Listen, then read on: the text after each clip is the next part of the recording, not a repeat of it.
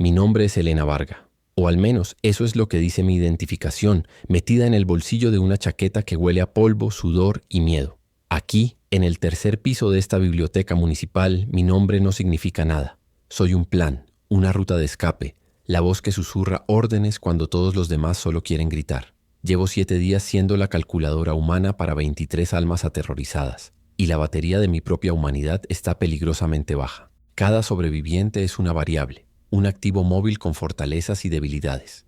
Así es como mi mente funciona, como me entrenaron. No veo a una familia, veo una unidad de 4 con un eslabón débil, la niña pequeña. No veo a un anciano, veo un factor de riesgo que reducirá nuestra velocidad media en un 12%. El aire aquí dentro es denso, viciado. Es el aliento colectivo de 23 personas que han agotado todas las conversaciones, todas las lágrimas, y ahora solo les queda esperar. ¿Esperar a qué? Nadie lo sabía hasta hace 10 minutos. Los recursos son una broma macabra. Nos quedan 4 litros de agua, que hay que racionar a sorbos.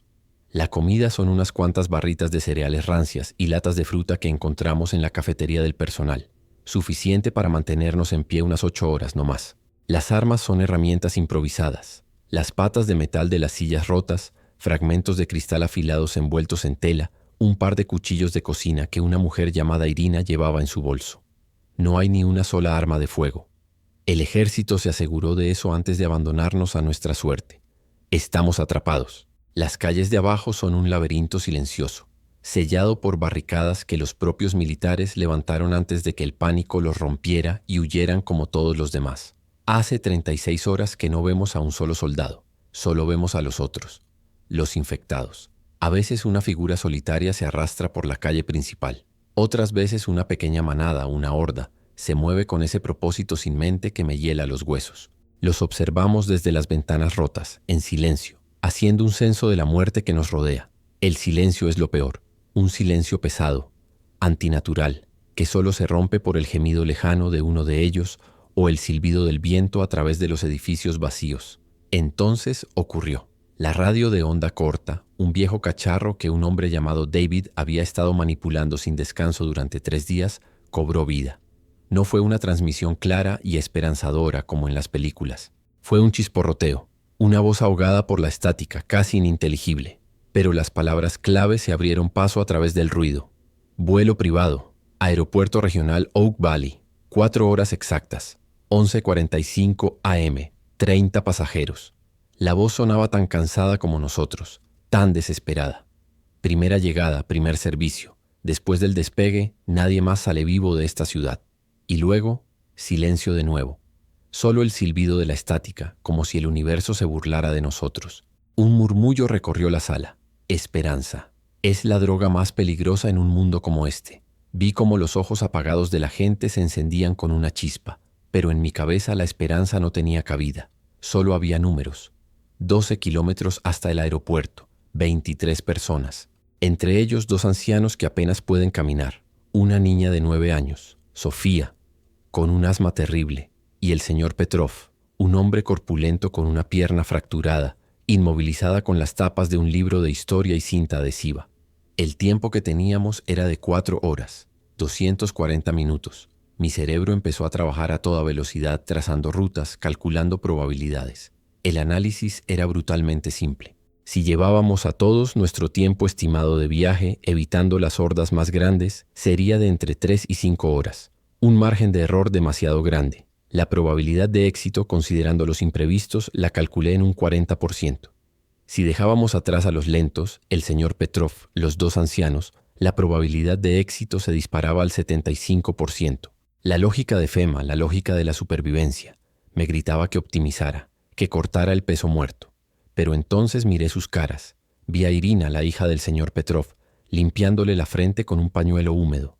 Vi a la madre de Sofía, Claudia, abrazando a su hija, susurrándole que todo iría bien. Tomé una decisión.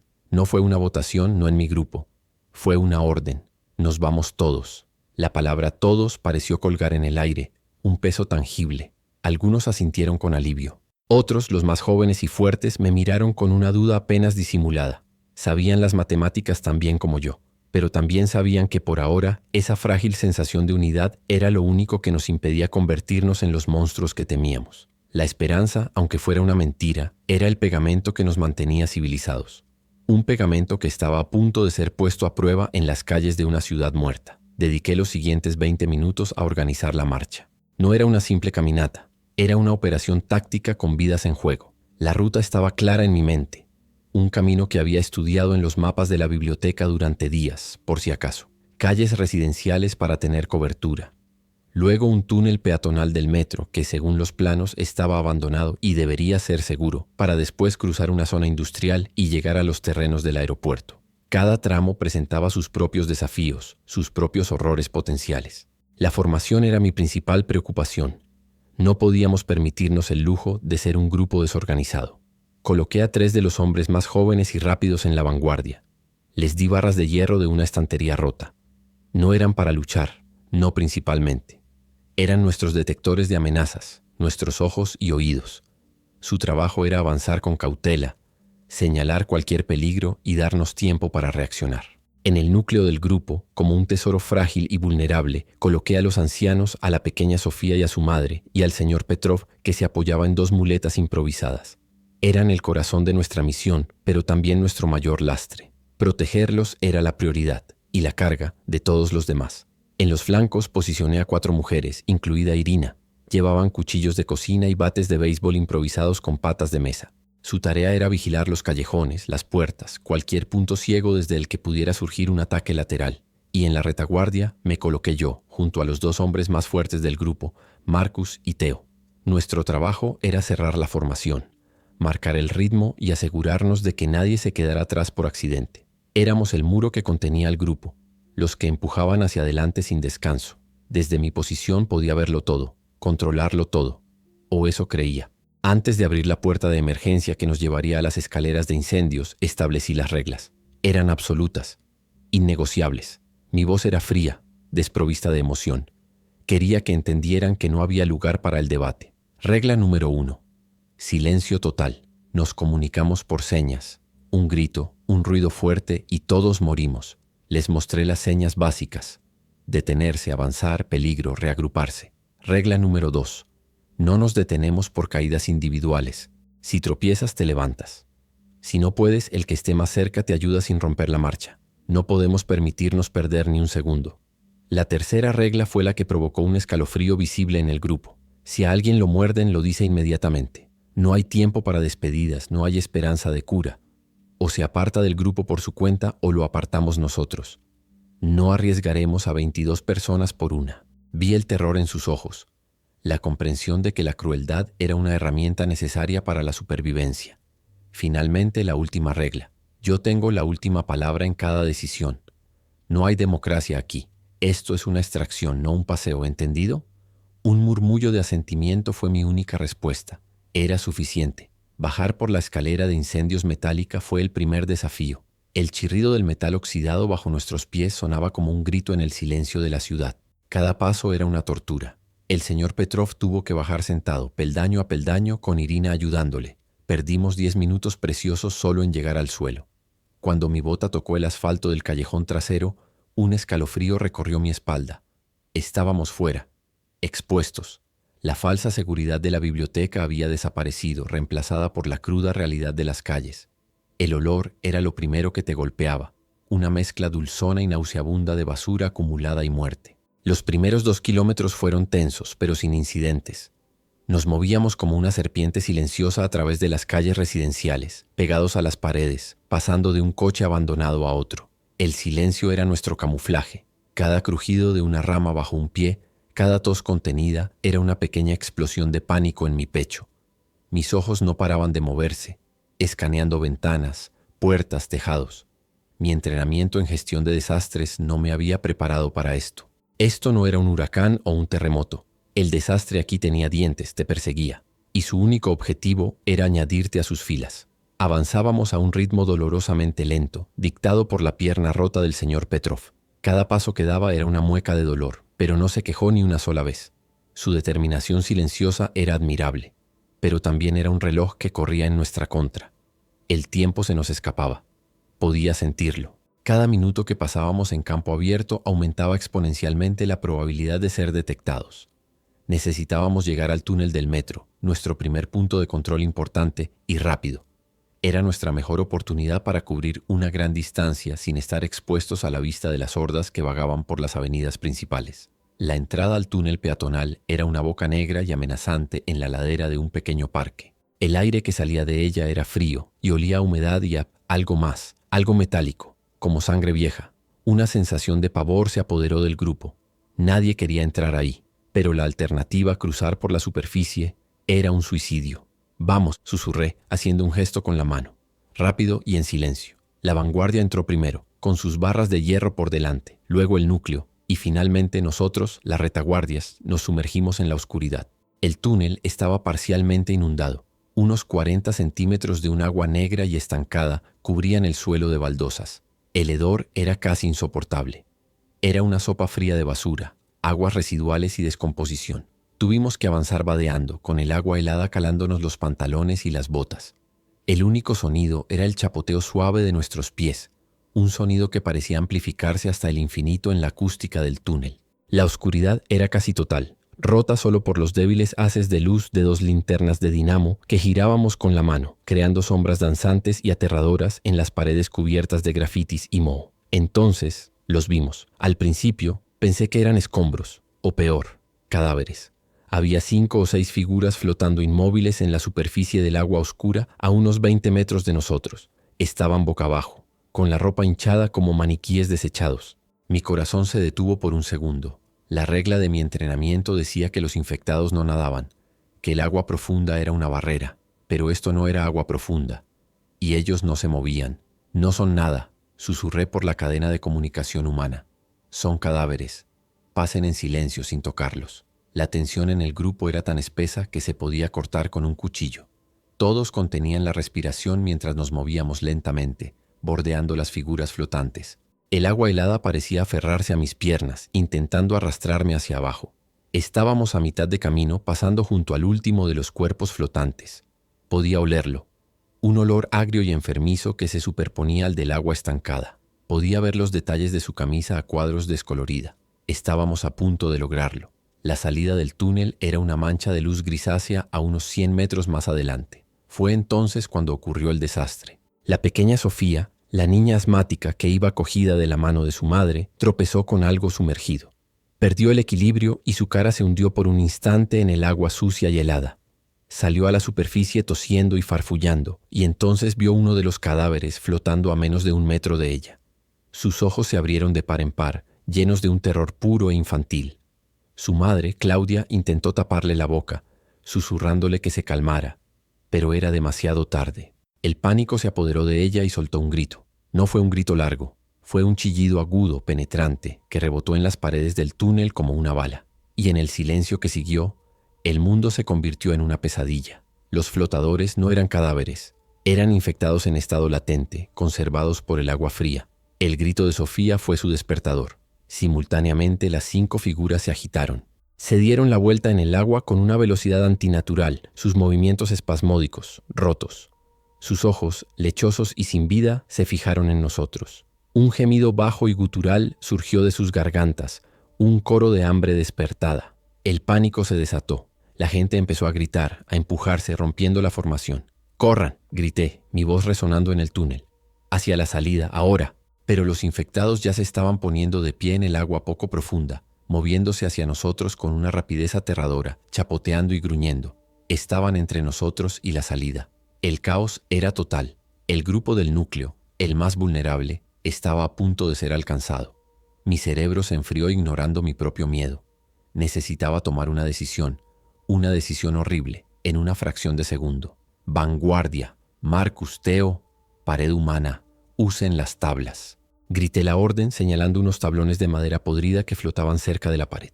Los 3 jóvenes de la vanguardia dudaron un instante, pero Marcus y Theo, 2 chicos que no tendrían más de 20 años, reaccionaron. Agarraron un tablón grande y lo usaron como un ariete, empujando a uno de los infectados hacia atrás, mientras el resto del grupo se apresuraba a pasar por el hueco que habían creado. Era un acto de valentía increíble, nacido de la desesperación más absoluta. El resto de nosotros corrimos, chapoteando frenéticamente en el agua, empujándonos unos a otros hacia la luz. Podía oír los gruñidos de los infectados justo detrás de mí, los gritos de terror de mi gente. No miré hacia atrás. No podía permitirme mirar. Mi único objetivo era sacar al mayor número posible de activos de esa trampa mortal. La luz del día al final del túnel se hacía más grande. Una promesa de seguridad que parecía a 1.000.000 de kilómetros de distancia. El aire fresco que llegaba hasta nosotros era un bálsamo. Mientras el último del grupo principal salía del túnel, me di la vuelta. Marcus y Theo seguían allí, luchando. Habían conseguido bloquear a 3 de los infectados con el tablón, pero otros 2 los estaban flanqueando. Estaban siendo abrumados. Sus ojos se encontraron con los míos a través de la penumbra. Había una súplica en ellos, una pregunta silenciosa. ¿Vas a ayudarnos? El cálculo en mi cabeza fue instantáneo y despiadado. Volver a entrar significaría con toda seguridad la muerte de más personas. Arriesgar a 19 por 2. La ecuación no cuadraba. Los esperaremos en la salida, les grité. Fue la mentira más cruel que he dicho en mi vida. Ambos lo sabíamos. Sus rostros se contrajeron, no de ira, sino de una terrible comprensión. Sabían que iban a morir para que nosotros pudiéramos vivir. No había tiempo para más. Me di la vuelta y corrí, empujando a los últimos supervivientes fuera del túnel hacia la luz del día. No podía permitirme el lujo de sentir. El sentimiento era un veneno que nos mataría a todos. Ya en el exterior nos reagrupamos, jadeando, tosiendo, tiritando por el agua helada y el shock. Conté las cabezas. 21. Faltaban 2. El precio del peaje por ese túnel había sido Marcus y Theo. Nadie dijo nada. Nadie me miró, pero podía sentir sus acusaciones, su miedo, su resentimiento. Sabían la decisión que había tomado. Sabían que los había abandonado. El silencio fue roto por un grito ahogado que venía del interior del túnel. Un grito de dolor y terror que fue cortado abruptamente. Luego otro. Los gritos de Marcus y Theo nos persiguieron durante los siguientes 200 metros. Eran un eco fantasmal que se aferraba a nosotros, un recordatorio del coste de nuestra supervivencia. La moral del grupo, que ya era frágil, se había fracturado. La confianza que tenían en mí, si es que alguna vez existió, se había hecho añicos. Miré mi reloj. Habíamos perdido 25 minutos. 25 minutos y 2 vidas. El sol estaba más alto en el cielo, un observador indiferente de nuestra pequeña y miserable tragedia. Y el aeropuerto todavía estaba a casi 10 kilómetros de distancia. Sentí una punzada de algo que casi había olvidado. La culpa.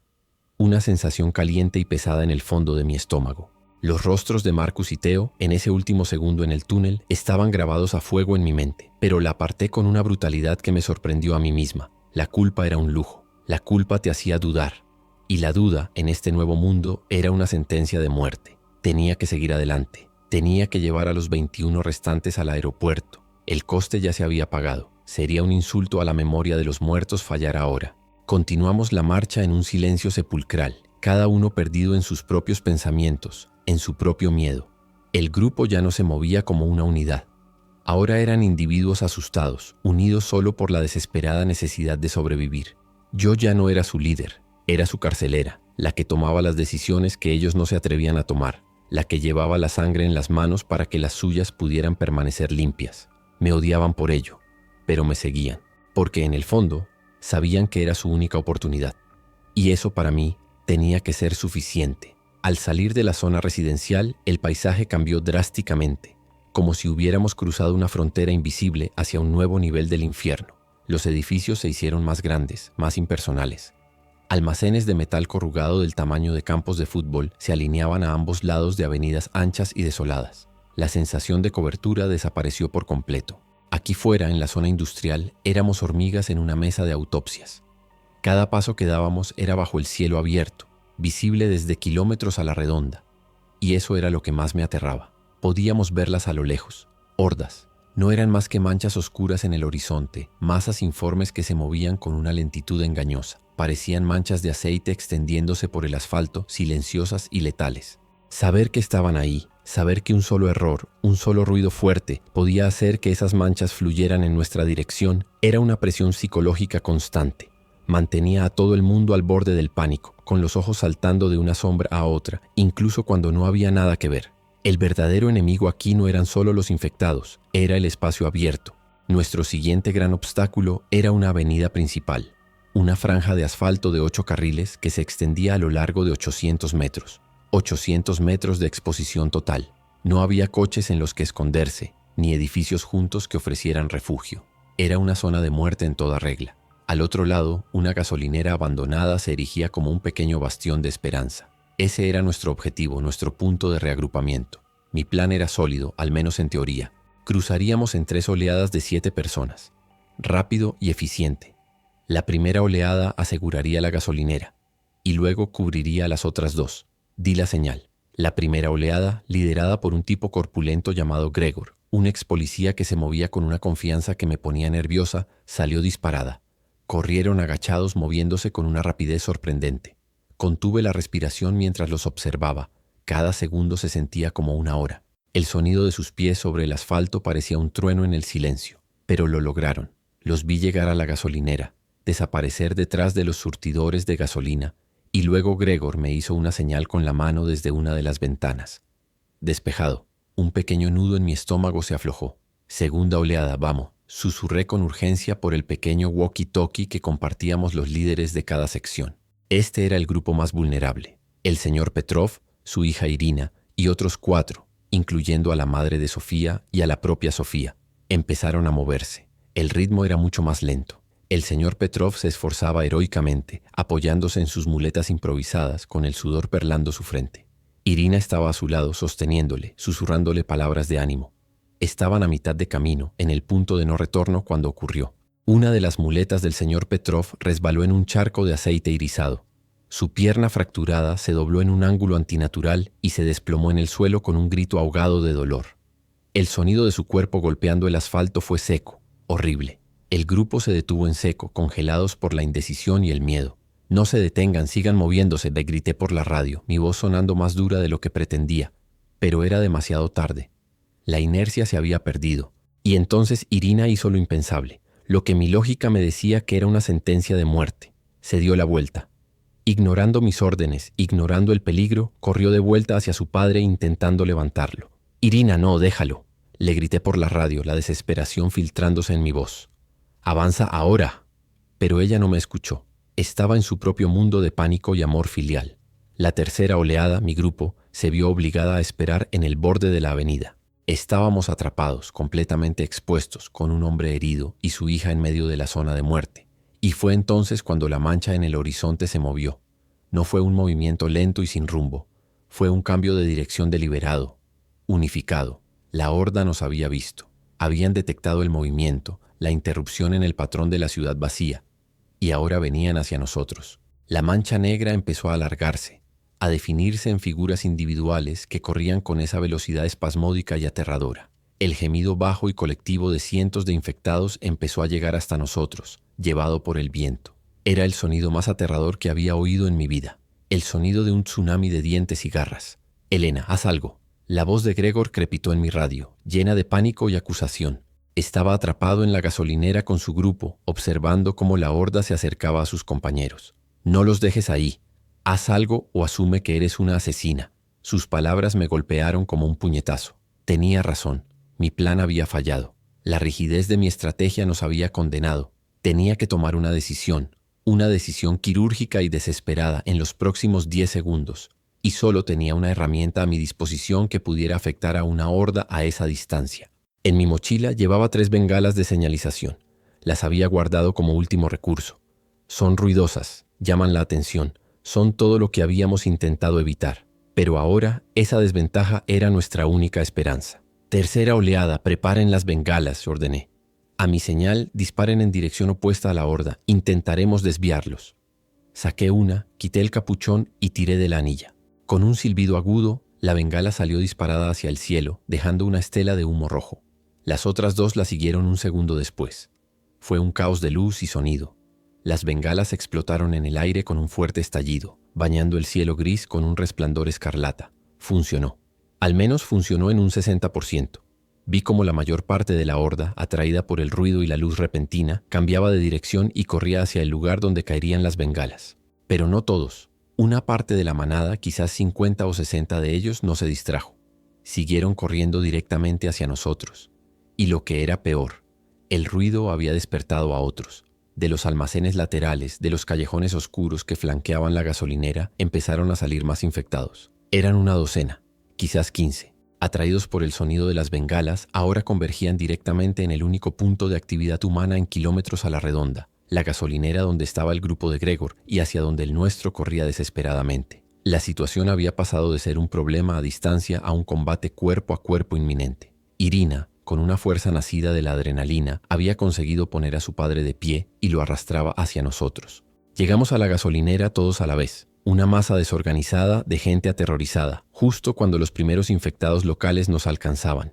Lo que siguió no fue una batalla, fue una carnicería desesperada. Gregor gritó órdenes, intentando organizar una defensa mientras nosotros improvisábamos. Rompimos las ventanas de la tienda de la gasolinera y nos atrincheramos dentro, usando las estanterías para bloquear las puertas. Los infectados se lanzaban contra el cristal, sus caras deformadas por la rabia y el hambre, sus uñas arañando el metal de las puertas. «Necesitamos fuego», gritó alguien. Y entonces a todos se nos ocurrió la misma idea, la gasolina. Con una rapidez desesperada, empezamos a fabricar bombas Molotov improvisadas.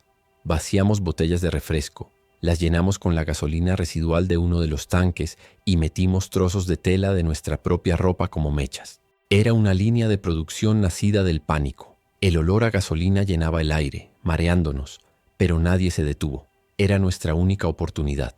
El primer cóctel Molotov salió volando por una ventana rota y se estrelló contra un grupo de 3 infectados. Hubo un whoosh ensordecedor y una bola de fuego los envolvió. Sus gritos inhumanos fueron casi peores que sus gemidos. Funcionaba. Lanzamos otro y otro. Pronto, la entrada de la gasolinera fue una pira funeraria. El fuego y el humo negro ascendían hacia el cielo, pero nuestro éxito fue nuestra condena. El fuego, el humo, los gritos de los infectados ardiendo eran un faro que atraía a todos los muertos de la zona. La horda principal, la que habíamos desviado con las bengalas, había empezado a girar de nuevo hacia nosotros, atraída por la conmoción. Estábamos ganando la batalla inmediata, pero atrayendo una guerra que no podíamos ganar. Estábamos atrapados. La gasolinera se había convertido en nuestra tumba. Tenía que tomar otra decisión terminal, una que anulara todo nuestro esfuerzo. «Abandonamos la gasolinera», grité por encima del rugido del fuego y los gemidos. «Por la puerta trasera, ya». La evacuación fue un caos absoluto. Salimos corriendo por la parte de atrás, dejando atrás nuestra fortaleza improvisada. El aire estaba lleno de humo y del olor a carne quemada. Mientras corríamos, un infectado que había logrado rodear el edificio se abalanzó sobre nosotros. Estaba en llamas, una antorcha humana y andante, pero seguía moviéndose, y su objetivo era el más lento de nuestro grupo, el señor Petrov, que Irina arrastraba con todas sus fuerzas. El ser en llamas se aferró a él, y en medio del caos, vi cómo sus dientes se hundían en el cuello del anciano. Irina gritó, un grito de pura angustia y horror. El señor Petrov se desplomó, arrastrándola con él. Por un segundo, el mundo se detuvo. Vi a Irina mirar la herida de su padre, la sangre oscura mezclándose con las quemaduras. Vio la verdad en sus ojos, la misma verdad que yo imponía con mis reglas. No había esperanza, no había vuelta atrás. Y entonces hizo algo que me heló la sangre. Se levantó, recogió una pala de un kit de emergencia contra incendios que había en la pared exterior y sin una palabra, sin una lágrima, la descargó sobre la cabeza de su padre. El sonido fue sordo, húmedo, definitivo. Lo hizo 2 veces más, con una precisión mecánica y vacía. Luego dejó caer la pala, que resonó en el suelo. Se quedó de pie, mirando el cuerpo de su padre por un instante. Su rostro era una máscara de impasibilidad, una quietud aterradora. Cuando finalmente se dio la vuelta para unirse a nosotros, que la mirábamos horrorizados, sus ojos se cruzaron con los míos. No había dolor en ellos, no había tristeza, solo un vacío helado y un odio tan puro y profundo que sentí como si me hubiera golpeado físicamente. Y entonces se dio la vuelta y empezó a caminar, sin volver a mirarme. Corrimos. Dejamos atrás el fuego, la gasolinera y al señor Petrov. Nadie dijo una palabra sobre lo que acababa de pasar. El acto de Irina había creado un abismo entre nosotros, un silencio cargado de juicio y horror. Conté las cabezas mientras nos reagrupábamos a una distancia segura. 20.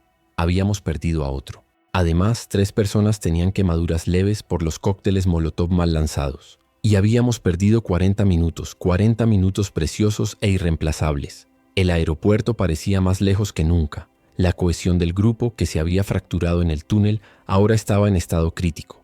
Ya no éramos un grupo de supervivientes. Éramos 2 facciones unidas por un destino común, pero divididas por la desconfianza y el resentimiento. Por un lado, estaba yo y los que todavía creían o necesitaban creer en mi liderazgo despiadado. Por otro, estaba Gregor, que ahora me miraba abiertamente como una tirana incompetente, y con él, Irina, cuyo silencio era un grito de acusación constante. Ella caminaba entre nosotros, pero ya no formaba parte del grupo. Era un fantasma, atormentada y atormentando. El sol comenzó a bajar, alargando las sombras de los edificios industriales y convirtiendo las calles en un laberinto de luces y oscuridad. El tiempo corría en nuestra contra. El reloj de mi muñeca era un enemigo. Cada tic-tac un martillazo en mi conciencia. Llevábamos 2 horas y 40 minutos de viaje. Nos quedaban menos de 80 minutos para llegar al avión. Y el tramo más peligroso aún estaba por delante. La fractura en el grupo era una herida abierta y sabía con una certeza aterradora que iba a infectarse. Seguimos avanzando, pero el ritmo había cambiado. La energía desesperada había sido reemplazada por un agotamiento sombrío. El peso de lo que habíamos hecho, de lo que habíamos perdido, nos aplastaba. La muerte del señor Petrov no había sido como la de Marcus y Theo. No fue un sacrificio táctico, fue un fallo catastrófico, un resultado directo de mi plan y de la desobediencia de Irina. No había nadie a quien culpar, y por eso nos culpábamos todos. El aire entre nosotros era espeso, venenoso. Sabía que mi autoridad pendía de un hilo. Gregor no me desafiaba verbalmente, no todavía, pero sentía su mirada en mi espalda. Estaba esperando mi próximo error, mi próxima decisión brutal para tomar el control. Se estaba convirtiendo en una lucha de poder en medio del apocalipsis, y eso era lo último que necesitábamos. Necesitaba reafirmar mi control, encontrar una manera de recuperar la iniciativa, o el grupo se desintegraría por completo antes de que los infectados tuvieran la oportunidad de acabar con nosotros. Mi mente, como siempre, se refugió en la logística, en los mapas, en los planes. La siguiente fase de la ruta nos llevaría a través de un antiguo puesto de control militar abandonado. Según los mapas, era la ruta más directa hacia las afueras del aeropuerto. Podría haber vehículos allí, recursos. Una oportunidad. Se convirtió en mi único foco, mi única esperanza. Si podía conseguirnos una ventaja, una victoria, por pequeña que fuera, tal vez podría remendar la fractura, o al menos ponerle una tirita para que aguantara hasta el final. Irina caminaba sola, a varios metros del resto del grupo. Nadie se atrevía a acercarse a ella. Se había envuelto en un caparazón de dolor y rabia que era casi visible. Cada vez que mi mirada se cruzaba con la suya, sentía el mismo vacío helado. Ella era mi fracaso personificado. Un recordatorio constante de que por mucho que intentara reducir a las personas a activos móviles, cada uno de ellos tenía un alma. Y yo, en mi intento de salvar sus cuerpos, estaba destruyendo sus almas, incluida la mía. La gasolinera en llamas se convirtió en un punto de referencia a nuestra espalda, una columna de humo negro que marcaba nuestra posición para cualquiera o cualquier cosa que estuviera mirando. Teníamos que darnos prisa. El olor a humo se aferraba a nuestra ropa, un perfume de muerte y fracaso. Cada paso era un esfuerzo. Mis músculos protestaban, pero mi mente no podía permitirse el lujo de descansar. Seguía calculando, planificando, intentando mantenerme un paso por delante del desastre. Pero el desastre ya no estaba detrás de nosotros. Estaba dentro de nosotros, caminando a nuestro lado. La confianza se había evaporado. Ahora solo quedaba el miedo. Miedo a los infectados. Miedo al tiempo que se agotaba. Y un nuevo miedo, más íntimo. El miedo de los unos a los otros. ¿Quién sería el siguiente en romperse? ¿Quién sería el siguiente en tomar una decisión egoísta? ¿Quién sería el siguiente al que habría que dejar atrás? Las reglas que había establecido al principio parecían ahora las profecías de una tragedia que nosotros mismos estábamos escribiendo, paso a paso, kilómetro a kilómetro. La zona industrial parecía no tener fin. Un laberinto de hormigón y acero oxidado. El silencio había vuelto, más pesado y opresivo que antes. Ya no era un simple silencio. Estaba lleno de los fantasmas de los que habíamos perdido. Podía oír los gritos de Marcus y Theo en el eco del viento. Podía oír el golpe sordo de la pala de Irina. Eran los sonidos de mi liderazgo, la banda sonora de nuestra supervivencia. Y me pregunté por primera vez si el precio era demasiado alto, pero la pregunta era inútil. Ya habíamos empezado a pagarlo, y no había forma de pedir un reembolso. Avanzamos otros 2 kilómetros en un silencio tenso y agotador. Entonces lo vimos. El puesto de control militar. Era una barricada de vehículos Humvee y camiones de transporte, dispuestos en forma de chevrón a lo ancho de la carretera. Sacos de arena desparramados, cajas de munición vacías y papeles arrastrados por el viento creaban una estampa de abandono precipitado. Este lugar no había sido evacuado de forma ordenada. Había sido abandonado en medio del pánico. Era un monumento fantasmal a la autoridad perdida, un esqueleto de un orden que ya no existía. La cautela era mi principal instinto. Un lugar como este podría ser un nido de infectados o una trampa. Ordené al grupo que se detuviera mientras yo y otros dos explorábamos el perímetro. Nos movimos entre los vehículos, con el corazón en la garganta, esperando que una figura se abalanzara sobre nosotros desde las sombras de un camión. Pero no había nada, solo el silencio y el viento que silbaba a través de las ventanas rotas de los vehículos. Estaba inquietantemente vacío, demasiado vacío. Fue David, el hombre de la radio, quien lo descubrió. Se acercó a uno de los grandes camiones de transporte de tropas, uno de esos monstruos de lona verde. La puerta de la cabina estaba entreabierta. Con una vacilación que duró una eternidad la abrió. Y entonces, con una voz que era una mezcla de asombro y esperanza, nos llamó. «Elena, tienes que ver esto». Me acerqué con mi barra de hierro preparada. En el salpicadero del camión las llaves estaban puestas. Y cuando David las giró, los indicadores del panel se iluminaron. El medidor de combustible marcaba 3/4 de su capacidad. Un murmullo se extendió por el grupo como un reguero de pólvora. Comprobaron el otro camión. La misma historia. 2 camiones militares operativos, con combustible suficiente para llevarnos al fin del mundo.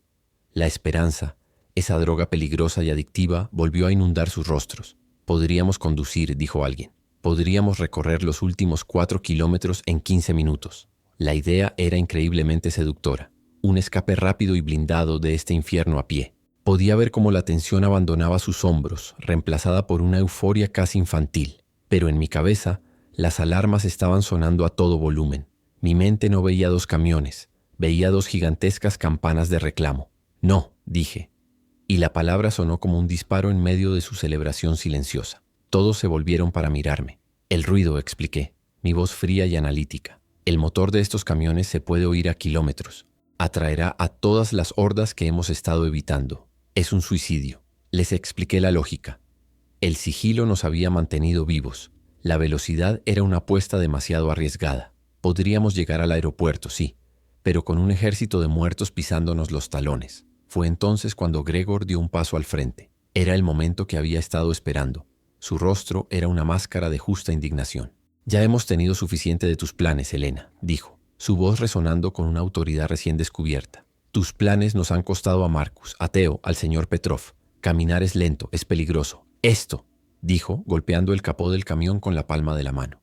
«Esta es nuestra oportunidad, una oportunidad real, y no voy a dejar que la desperdicies por tu miedo». El enfrentamiento era inevitable. El grupo se dividió, física y simbólicamente. Unos cuantos se quedaron detrás de mí, los que aún confiaban en mi juicio o tenían demasiado miedo para desobedecer. Pero la mayoría se agrupó en torno a Gregor. Él era la voz de su desesperación, de su agotamiento. Les ofrecía una solución fácil, una promesa de rapidez y seguridad, y se aferraron a ella como un náufrago a una tabla. «Esto no es una dictadura, Elena», espetó Gregor. «Ya no. Vamos a votar». Su desafío directo a mi autoridad, a la última de mis reglas, me dejó sin opciones. Si me negaba, la confrontación se convertiría en una pelea a gritos, o peor, en violencia física. El ruido nos mataría a todos igualmente.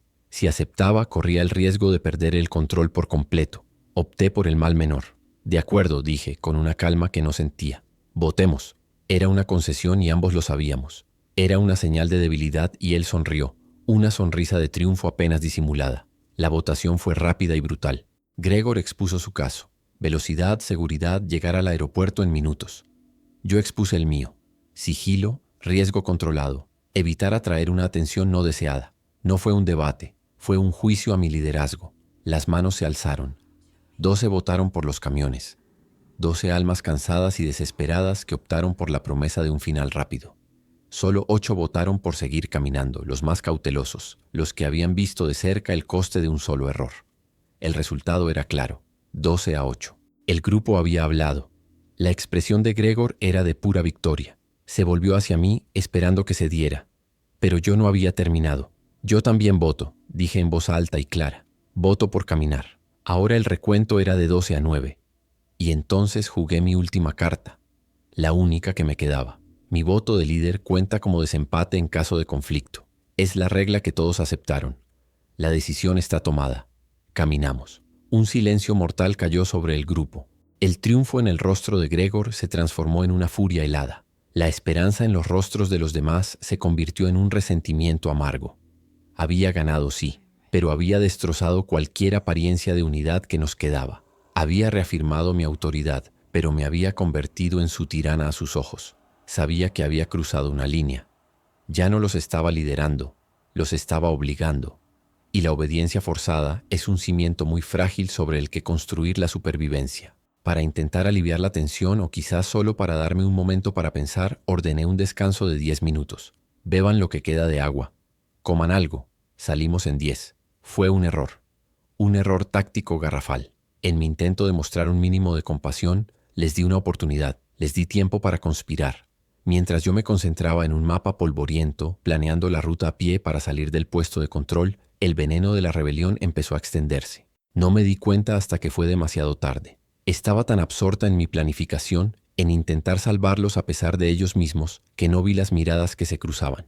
No vi a Gregor haciendo un gesto sutil con la cabeza. No vi a Irina con sus ojos vacíos y llenos de odio asintiendo. No vi a los otros 4 que se unieron a ellos, moviéndose silenciosamente hacia el camión más alejado, usando la cobertura de los otros vehículos para ocultar sus intenciones. El primer sonido fue un chirrido metálico, una puerta de camión abriéndose lentamente. Levanté la vista del mapa con una sensación de alarma que me erizó la piel, pero fue el segundo sonido el que selló nuestro destino. El sonido de un motor intentando arrancar, un gemido, una tos y luego un rugido que desgarró el silencio de la tarde. El motor del camión cobró vida, un monstruo de diésel despertando de su letargo, y en ese instante supe que todo había terminado. Levanté la cabeza y los vi. Gregor estaba al volante con una expresión de determinación fanática. Irina se subió al asiento del copiloto sin mirar atrás. Los otros 4, sus rostros una mezcla de miedo y desafío, se subieron a la parte trasera. No podía hacer nada. Gritar solo atraería más atención. Disparar, si tuviera un arma, era impensable. Estábamos a merced de su traición. Por un segundo, nuestros ojos se encontraron a través del parabrisas polvoriento. No había remordimiento en su mirada, solo un frío desprecio. El camión se puso en marcha, sus enormes neumáticos aplastando los escombros del suelo. Aceleró, saliendo de la barricada y enfilando la carretera hacia el aeropuerto. No podía detenerlos. Solo podía observar, impotente, cómo se llevaban no solo el camión, sino las vidas de todos los que nos quedábamos atrás, porque el rugido del motor no era solo el sonido de su escape, era una campana que llamaba a cenar a todos los muertos en un radio de 2 kilómetros. La respuesta fue inmediata y terrorífica. De detrás de los almacenes, de las calles laterales, de lugares que pensábamos que estaban vacíos, empezaron a surgir. Primero docenas, luego cientos. La gran horda que habíamos visto a lo lejos, la que habíamos desviado con las bengalas, ahora tenía un nuevo estímulo. Un estímulo mucho más fuerte, mucho más directo. El sonido del camión era un imán irresistible y la horda entera, como un único organismo, se volvió y empezó a correr hacia su origen. El camión rebelde se alejó a toda velocidad, dejando una nube de polvo a su paso. Pero no viajaban solos. Detrás de ellos, una ola creciente de más de 200 infectados se formó, una estela de muerte que los seguía implacablemente. Se dirigían directamente hacia el aeropuerto, arrastrando consigo un ejército de monstruos. Gregor, en su desesperado intento por salvarse, acababa de pintar una gigantesca diana en nuestro único punto de salvación. Mi grupo, los 14 que quedábamos, nos quedamos paralizados observando la escena con un horror mudo. Vimos cómo el camión se hacía más pequeño en la distancia. Vimos cómo la marea de cuerpos corría tras él. Y comprendimos la terrible verdad de lo que acababa de ocurrir. Gregor no solo nos había abandonado a nuestra suerte, nos había condenado. Había tomado la mayor amenaza de la zona y la había colocado directamente en nuestro camino. La horda estaba ahora entre nosotros y el aeropuerto. Miré mi reloj. El sudor frío me recorría la espalda. Quedaban 50 minutos para el despegue, 50 minutos para recorrer 2 kilómetros, con un ejército de 200 infectados bloqueando la ruta principal. La situación había pasado de ser desesperada a ser matemáticamente imposible. El plan de Gregor no solo había sido una traición, había sido un acto de una estupidez catastrófica. Había firmado su propia sentencia de muerte y muy probablemente también la nuestra. El rugido del camión se desvaneció en la distancia, pero fue reemplazado por un sonido mucho peor, el gemido colectivo y creciente de la horda. Estaban por todas partes, inundando la avenida principal, convirtiendo nuestra ruta de escape en un río de muerte. Nos agachamos detrás de un Humvee, intentando no ser vistos, pero era inútil. El área entera estaba en alerta máxima. Cualquier movimiento, cualquier sonido nos delataría. Estábamos atrapados. La gente me miraba. Los 8 que habían votado conmigo y los 5 que habían sido abandonados por su líder rebelde. Sus rostros eran un lienzo de terror y desesperación. Ya no había acusaciones en sus ojos. Solo una pregunta silenciosa y aterradora. ¿Y ahora qué, Elena? Esperaban que tuviera un plan. Esperaban que una vez más mi cerebro analítico encontrara una solución, una probabilidad, una salida a una ecuación imposible. Y la verdad era que no la tenía. Por primera vez desde que todo esto comenzó, mi mente estaba en blanco. No había una ruta segura. No había una estrategia lógica. Cualquier movimiento era un suicidio. Gregor, en su egoísmo, nos había acorralado. Nos había dejado aquí para morir, para servir como distracción mientras él intentaba salvar su propio pellejo. El resentimiento que sentía era tan intenso que me quemaba la garganta, pero el resentimiento no nos salvaría. El pánico tampoco. Necesitaba pensar. Tenía que haber una manera. Siempre hay una manera. Mi cerebro empezó a trabajar de nuevo, desechando las opciones lógicas y buscando las desesperadas. La ruta principal estaba bloqueada. Eso era un hecho. Pero, ¿y si no tomábamos la ruta principal? Miré el mapa. Mis manos temblaban ligeramente. Había una ruta alternativa. Una más corta pero infinitamente más peligrosa. Atravesaba un complejo de apartamentos, una serie de edificios residenciales densamente poblados antes del brote. Un laberinto vertical. Entrar ahí era una locura. Estaría infestado. Sería un combate a corta distancia en pasillos oscuros y apartamentos llenos de muertos. Pero era más corto. Podríamos evitar a la horda principal si nos movíamos lo suficientemente rápido. Era una apuesta terrible. Una probabilidad de éxito que ni siquiera me atrevía a calcular. Era un plan suicida. Y lo sabía, pero era el único plan que nos quedaba. Miré a los 13 supervivientes que me quedaban. Vi a la pequeña Sofía, con su cara pálida y sus ojos enormes. Vi a su madre, Claudia, abrazándola con fuerza. Vi el miedo en sus rostros, pero también una extraña determinación. Ya habían llegado hasta aquí. No iban a rendirse ahora. Y yo tampoco podía, no después de todo lo que habíamos sacrificado. La decisión se formó en mi mente, fría y afilada como un trozo de cristal. Si íbamos a morir, moriríamos intentándolo. Moriríamos corriendo hacia la salvación, no acobardados detrás de un vehículo abandonado. Les expliqué el plan. Mi voz era firme, aunque mi interior era un nudo de miedo. La horda está bloqueando la avenida. Daremos un rodeo, a través de los apartamentos. Será rápido, será peligroso y no nos detendremos por nada. Nadie protestó. Nadie discutió. La rebelión había muerto con el rugido del camión de Gregor. Ahora solo quedaba la supervivencia en su forma más pura y brutal. Asintieron, sus rostros sombríos.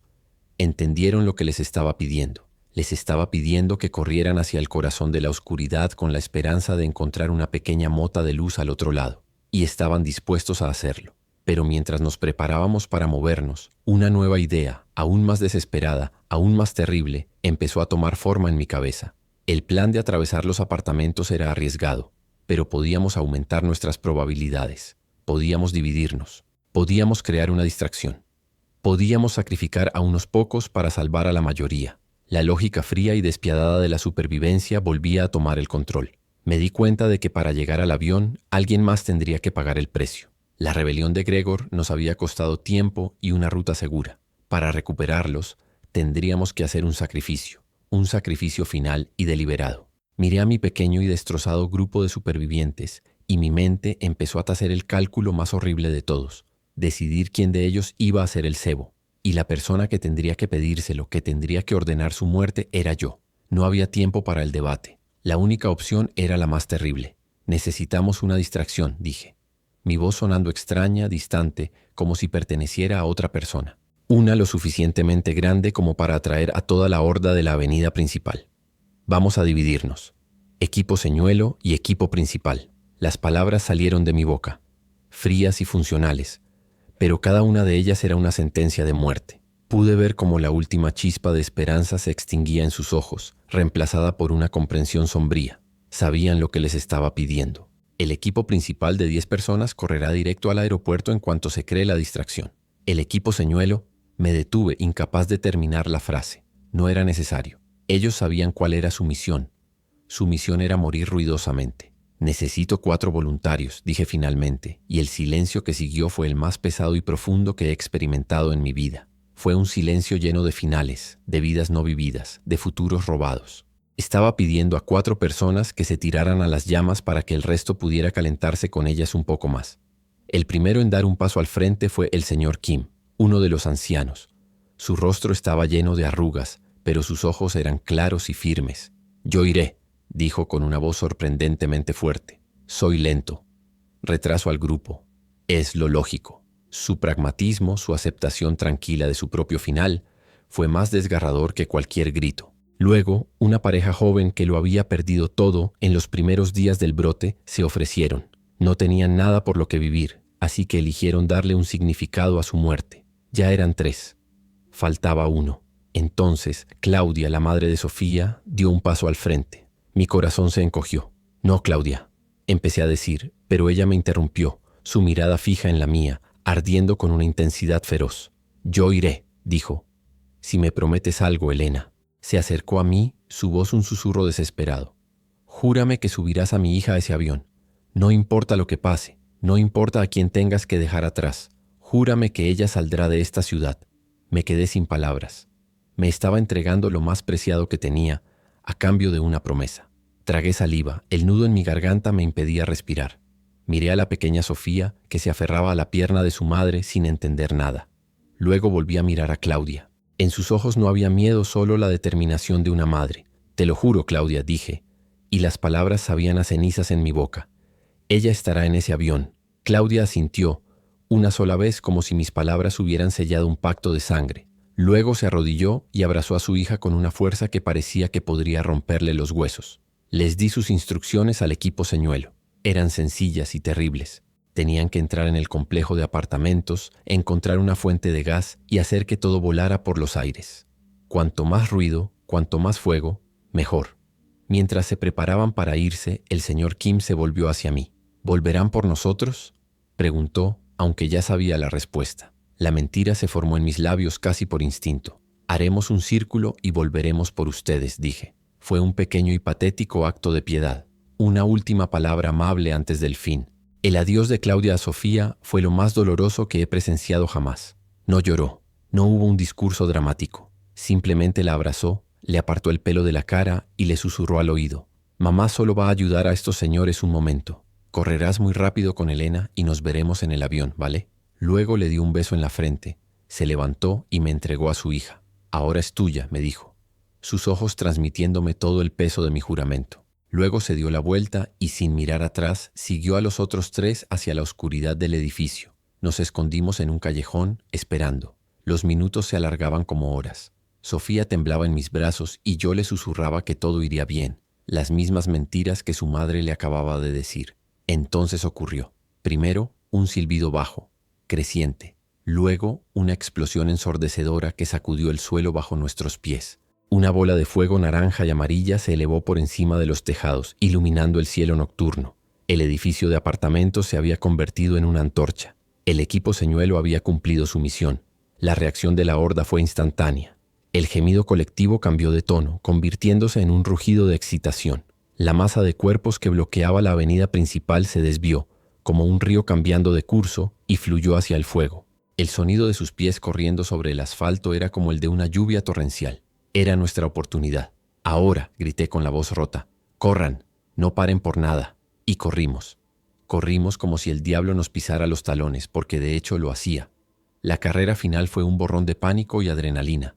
Atravesamos callejones oscuros, saltamos vallas metálicas, esquivamos a los infectados rezagados que no se habían unido a la horda principal. El mundo se redujo a mis pulmones en llamas, el ardor en mis músculos y el pequeño peso de la mano de Sofía en la mía.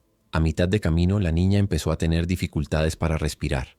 Su asma, un silbido agudo salió de su pecho y empezó a quedarse atrás. El pánico se apoderó de mí. No podíamos parar. No podíamos. Fue la doctora Wen, una pediatra de unos 60 años que había permanecido en silencio durante casi todo el trayecto, quien nos salvó. Sin disminuir la velocidad, se puso al lado de Sofía, sacó su propio inhalador de emergencia de su bolsillo y se lo metió en la boca a la niña. «Ahora, pequeña, respira», le ordenó. Sofía aspiró con fuerza 1, 2 veces. El silbido disminuyó. La doctora Gwen le dio una palmada en la espalda y seguimos corriendo. Un acto de pura humanidad en medio del fin del mundo. Finalmente salimos del laberinto de calles y lo vimos. El aeropuerto. La valla perimetral estaba rota en varios puntos. La atravesamos y corrimos por la hierba hasta llegar a la pista de aterrizaje. Y allí estaba, un pequeño avión Cessna Caravan, sus hélices ya girando, creando un torbellino de viento y ruido.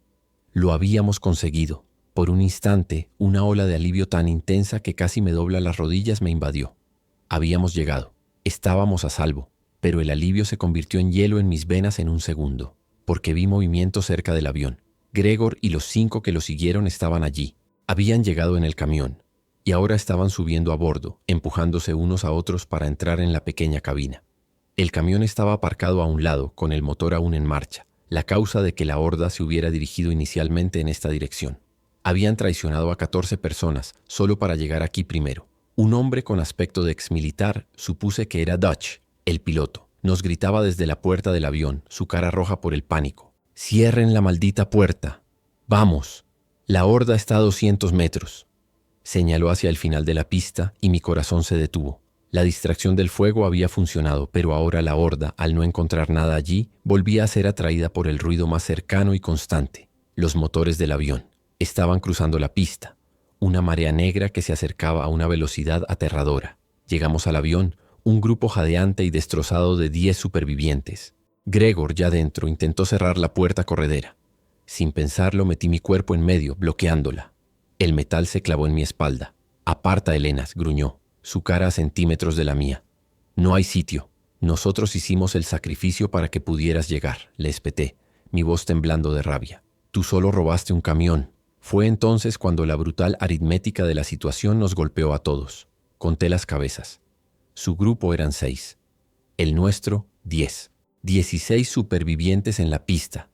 El piloto gritó de nuevo, su voz histérica. «El avión tiene capacidad para 15. 15 pasajeros, contándome a mí. Uno de ustedes se queda atrás o morimos todos aquí mismo». 15 asientos. 16 personas. Faltaba un asiento. O más bien sobraba una persona. Un silencio tenso y horrible cayó sobre nosotros, roto solo por el rugido de los motores y el gemido creciente de la horda que se acercaba. Nos miramos los unos a los otros, el pánico en nuestros ojos. ¿Quién se quedaría? ¿Quién sería el sacrificio final? La lógica del liderazgo, la lógica de la supervivencia, me decía que debía ser el más débil, el menos útil, pero ya no podía pensar así, no después de la promesa que le había hecho a Claudia. Entonces la doctora Gwen dio un paso adelante. Su rostro estaba tranquilo, sereno. «Yo me quedo», dijo con una voz firme que silenció a todos los demás. «Tengo 64 años. He vivido mi vida. Lleven a la niña y a los demás». Fue el acto más valiente y desinteresado que había visto nunca. Un sacrificio voluntario para salvar al resto. Sentí una oleada de admiración y un profundo dolor. Estaba a punto de aceptar, de honrar su sacrificio, cuando una vocecita se alzó. «¡No!», gritó Sofía aferrándose a mi pierna. «Usted no. Mi mamá dijo que nos íbamos a ver en el avión. Ella vendrá. Tenemos que esperarla». La niña no entendía el sacrificio de la doctora Gwen. Solo entendía la promesa de su madre, una promesa que ahora yo tenía que cumplir. Una promesa que se había convertido en mi única brújula moral en este infierno. Miré a la doctora Gwen, que le sonreía con tristeza a la niña. Y luego miré el rostro aterrorizado de Sofía, y lo entendí. El sacrificio de Claudia, del señor Kim, de los otros 2, todo había sido para salvar a la gente que estaba detrás de mí, especialmente a esta niña. Si dejaba que la doctora Gwen se sacrificara, estaría salvando un cuerpo, pero traicionando el alma de la promesa. El sacrificio de Claudia perdería todo su significado si su hija no subía a ese avión. Pero si obligaba a la doctora Gwen a subir, ¿quién se quedaría? La elección era imposible, una ecuación sin solución. O quizás sí la tenía. Mi mirada se desvió de los rostros de mi gente, de su miedo y su nobleza, y se posó en Gregor. Él estaba junto a la puerta, con un cuchillo en la mano, dispuesto a defender su asiento robado. No era uno de los nuestros. No era parte de nuestro sacrificio. Él era la causa de todo esto. Su traición, su egoísmo nos había llevado a este punto. No era un superviviente, era un ladrón. Y la elección dejó de ser imposible. Se convirtió en una cuestión de justicia. «La doctora Gwen sube al avión», dije, mi voz sonando con una autoridad que no sabía que poseía. Todos me miraron sorprendidos. Gregor me miró con incredulidad y rabia. Sube. Y también la niña. Todos los de mi grupo suben. Ayudé a la doctora Gwen a entrar y luego subí a Sofía. Empecé a meter a mi gente en la cabina, uno por uno, llenando los asientos vacíos. ¿Qué estás haciendo?, siseó Gregor. No hay sitio. Lo sé, le respondí, mirándolo directamente a los ojos. El último de mi grupo subió. Ahora el avión estaba lleno. 15 personas, incluido el piloto, y en la puerta quedábamos Gregor y yo. La horda estaba a menos de 100 metros. Podía olerlos. Podía oír sus dientes castañeteando. Gregor se dio cuenta de lo que iba a pasar. Sus ojos se abrieron de par en par, llenos de pánico. Se abalanzó sobre mí, intentando tirarme de la cabina. «Tú te quedas», gritó. Pero años de entrenamiento táctico de FEMA, de simulacros de control de multitudes y de defensa personal se apoderaron de mí. No pensé. Actué. Desvié su brazo armado, giré mi cuerpo, usé su propio impulso contra él. Lo agarré por la chaqueta y tiré de él con todas mis fuerzas. Gregor perdió el equilibrio y cayó hacia atrás, saliendo de la cabina y aterrizando con fuerza en la pista de aterrizaje. No hubo tiempo para una última palabra, ni para una mirada de odio. Simplemente me volví hacia el piloto que me miraba con una mezcla de shock y asombro. «Cierra la puerta, vuela», le grité. La puerta se cerró con un golpe sordo, sellando el mundo exterior. Me caí hacia atrás en la cabina, mi cuerpo finalmente cediendo al agotamiento y al shock. El avión se sacudió violentamente y empezó a acelerar por la pista. Miré por la pequeña ventana justo a tiempo para ver a Gregor. Se había puesto de pie y corría detrás del avión, con el rostro contraído en una máscara de terror, gritando palabras que no podía oír. Y detrás de él, la ola negra de la horda estaba a punto de alcanzarlo. No aparté la mirada. Me obligué a mirar. Vi cómo el primer infectado lo alcanzaba. Vi cómo caía. Vi cómo la marea lo cubría, desapareciendo bajo una masa de cuerpos que se retorcían y desgarraban. Entonces el avión se elevó. Nos despegamos del suelo ascendiendo en el aire, dejando atrás la pista, el aeropuerto y la ciudad en llamas. El coste final había sido pagado. Iniciamos la misión con 23 supervivientes. Ahora, en este avión ruidoso y abarrotado, éramos 15. 8 vidas perdidas. 8 almas sacrificadas, asesinadas o abandonadas en el camino. Miré a mi alrededor. Vi los rostros de los que lo habían logrado. Estaban cubiertos de suciedad, sangre y lágrimas. Estaban vivos, pero ninguno de nosotros estaba ileso. Las heridas que llevábamos no se veían, pero eran las más profundas. Me senté en el suelo de la cabina, con la espalda apoyada en la fría pared de metal. La adrenalina empezó a abandonarme, dejando un vacío inmenso y helado en su lugar. Había cumplido mi misión. Había llevado a la gente a un lugar seguro. Estadísticamente, con una tasa de supervivencia del 65% en estas condiciones, había sido un éxito. Una victoria según los manuales. Pero mientras miraba por la ventana la ciudad que se encogía debajo de nosotros, una herida purulenta en la faz de la tierra, no me sentía como una líder victoriosa. Me sentía como un monstruo. Había tomado decisiones, había mentido, había abandonado a gente a una muerte segura. Había arrojado a un hombre a los lobos para salvar a los demás. ¿En qué momento crucé la línea entre ser una líder y convertirme en simplemente otra superviviente dispuesta a todo para seguir respirando? Una manita tiró de la manga de mi chaqueta. Bajé la vista y vi los grandes ojos de Sofía mirándome. ¿Mi mamá va a venir en otro avión?, preguntó con una inocencia que me partió el alma en dos. No pude responder. Las palabras no salían. El juramento que le había hecho a Claudia pesaba sobre mí como una losa de plomo. ¿Cómo podía explicarle a esta niña que su madre había muerto para que ella pudiera hacer esa pregunta? Fue la doctora Gwen quien se arrodilló a su lado y le habló con una voz suave. «Tu mamá es la razón por la que estás aquí, pequeña», le dijo, rodeándola con un brazo. «Ella voló contigo, solo que de una forma diferente. Siempre estará volando contigo». Sofía no lo entendió del todo, pero se acurrucó contra la doctora encontrando consuelo en su calor. Y yo me quedé sola con mi victoria, que se sentía exactamente igual que una derrota.